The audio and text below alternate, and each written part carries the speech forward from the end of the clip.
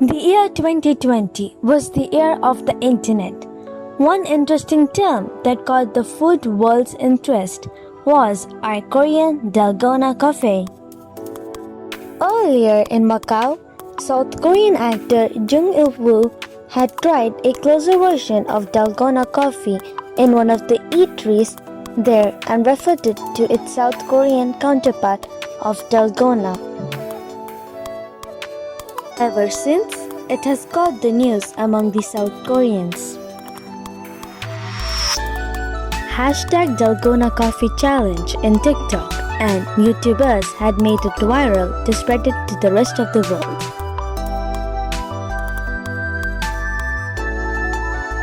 What we all know of Dalgona coffee is a frothy version, a creamy, delectable coffee.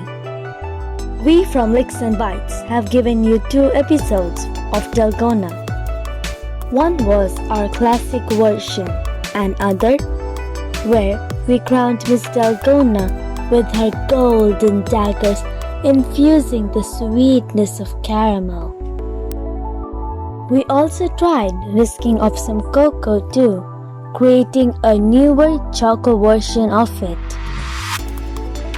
The sensation was we nicknamed her last time Miss Dalgona. She really touched me as she swam into that chilled milk last time. You remember that from our last episode? During the making of the Dalgona, we went in search of the true Dalgona story and came up with so much interesting facts. This episode is to share those to you and introduce you to our old-fashioned Dalgona, or our new hero of the day, Karumeyaki. Karumeyaki is a traditional festival snack in Japan. The Yushima Plum Festival is a sign of the arrival of spring in Tokyo. Temple grounds are filled with happy visitors who have come to watch the plum blossoms and to pray. So folks, this time it's not Korean Dalgona, but we are trying out the Japanese version, or shall we simply say Karumeyaki. Konnichiwa. Traditionally, brown sugar is mixed with water with a sweet syrup or honey and put over a flame to burn off the excess water, and it is then mixed with baking soda to expand to a full fluffy biscuit. For this recipe, I'm using 6 tablespoons of white sugar, 2.5 tablespoons of water, and half a teaspoon of baking soda. Firstly, we add in the sugar and the water and simmer it for a while until crystals dissolve.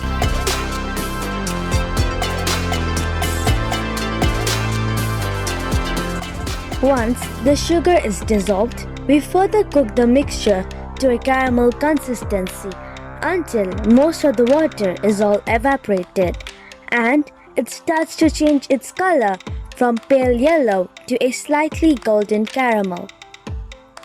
It's a delicate dish, as past this stage, you will end up only with a burnt caramel biscuit. So pay extra attention to get to this point. If you become overcautious and undercook it, you will end up with a toffee caramel, which is more of a sugar than a caramelized flavor. When there are bigger bubbles forming and the color of the caramel starts to show from light yellow to a golden color, we add in the baking soda and whisk it thoroughly very fast.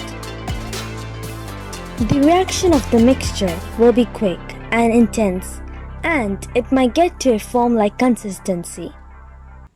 At this stage, the mixture is just cooked for less than 30 to 40 seconds until it hits the right color. Be watchful. It might get burnt in no less than a minute.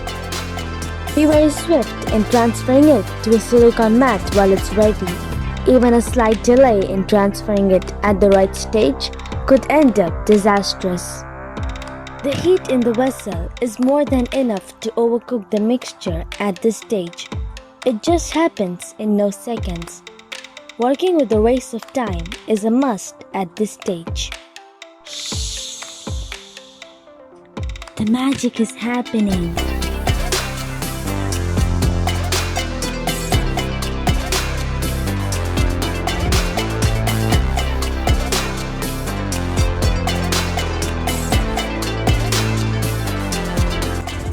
Even for the best Karumeyaki makers, it takes years of perfection to pull off the art of making Karumeyaki right. At least for us, it definitely took a few tries.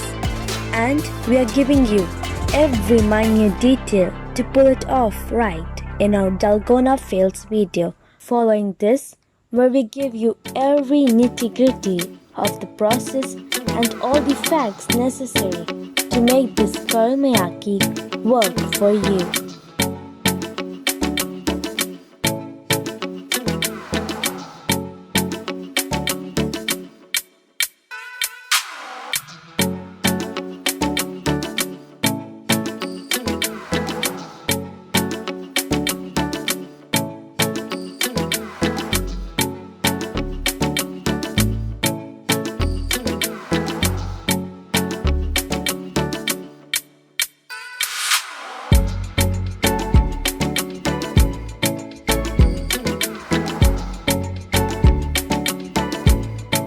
To serve this Karumeyaki, it can be eaten like a lollipop or it can be served with chilled milk, with or without coffee.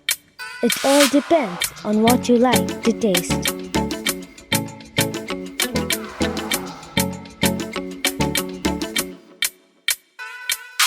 We enjoyed trying this old-fashioned Dalgona biscuit or the Karumeyaki. It was a wonderful learning and a different experience. Hope you try this recipe with all our tips and enjoy the all-new Japanese version of Dalgona or Karumeyaki. Until then, from the team of Licks and Bites, this is Hafsa waving you a sayonara.